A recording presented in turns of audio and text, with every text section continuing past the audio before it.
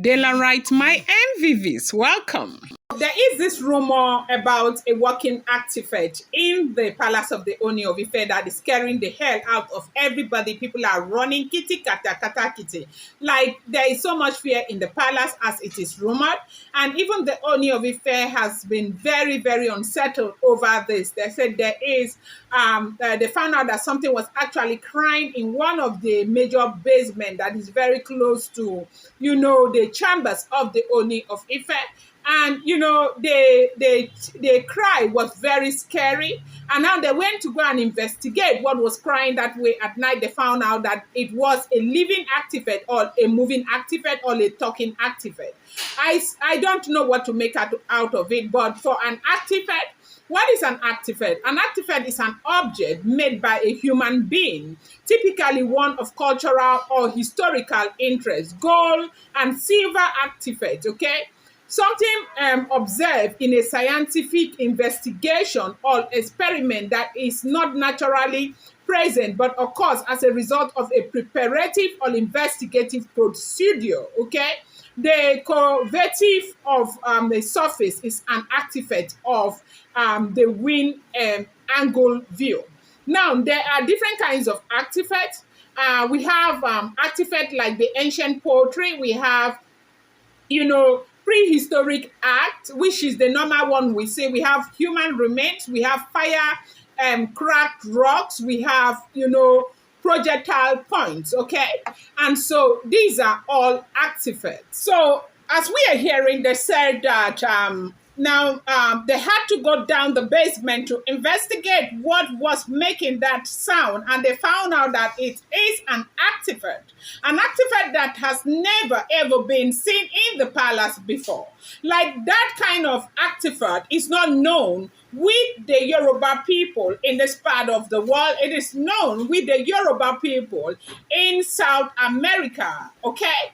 And so everyone is so scared because they don't know what to make out of it, that they had to invite Ifa priests, that there were like 4 Ifa priests that came together to bring that stuff out of the palace. It was looking as though it wasn't that place where it disappeared to go and start crying, was not where it was kept originally. That the thing found its way there by itself.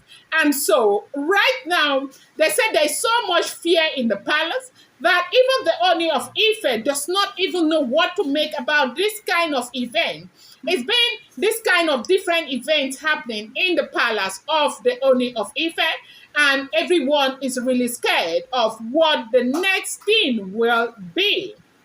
Now, they said that there's been this buzz as to how that artifact got to where it is. Now, when you hear about artifacts are, like I earlier defined it, there are different kinds of artifacts. They are prehistorical artifacts, okay?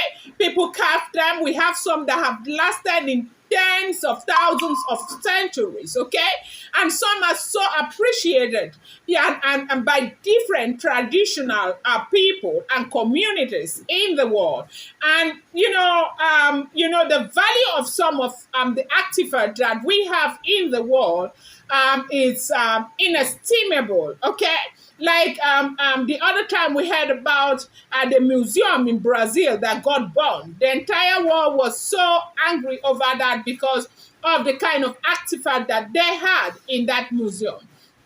Now, right here in Africa, when I was growing up, in Africa, I heard of a lot of stories from my grandparents where they talked about certain artifacts that were created and put in a box. And they would tell you that, when forefathers met Christianity, they tried to go and dump the artifact. Most families will want to go and dump it across the water, and the artifact will float back to them, okay?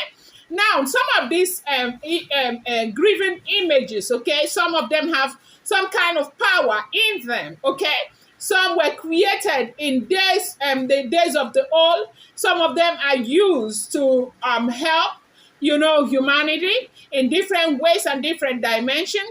And some of them are used for evil purposes, okay?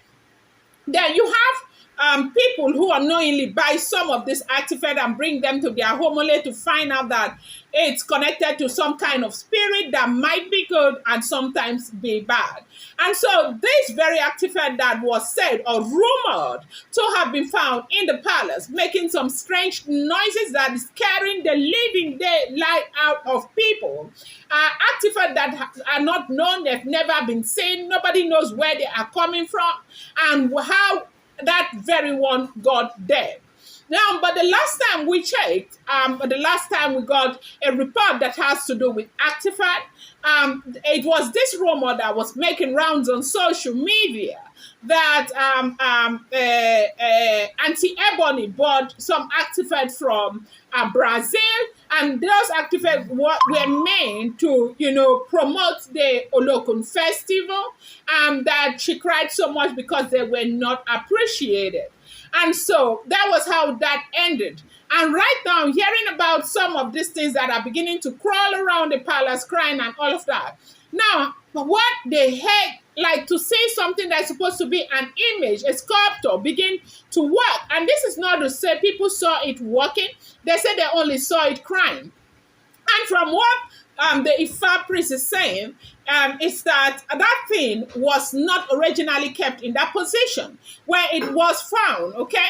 That it probably left where it was kept to come and stay there and cry where people can see it. And they said the reason why that thing was crying like that is because the thing wants to go back to where it is coming from. So now they fear the question and all of that. What the heck is this? How did this thing find its way into the palace? Nobody knows. Now, the number one suspect has been Auntie Ebony, because only recently the issue of artifact came from her. It was a goodwill. She wanted to help support her husband and to do the Olokun. We saw what happened. The Olokun festival was like very dry. Nothing was happening there. They said it was back before the Olokun festival. It's important to bear in mind that these are all alleged information. I wasn't there. I did not attend the Olokun festival. Of course, okay? These are, alleged information, okay? I get all of this information from different sources. I reenact them and I present them to my viewers, okay? And so, but one thing I always talk to you about is that these are all alleged information. So in the interest of transparency, so we understand, because I have so much respect for Dela rights, I would never come here and begin to lie to you as if you're children and try to make you believe stuff that is, manufactured from, some corner. I just try to get them from different sources and bring them across to you. Welcome back to my channel. As you get Dela Rama, I bring you fresh and spicy just from the source and still on the rails.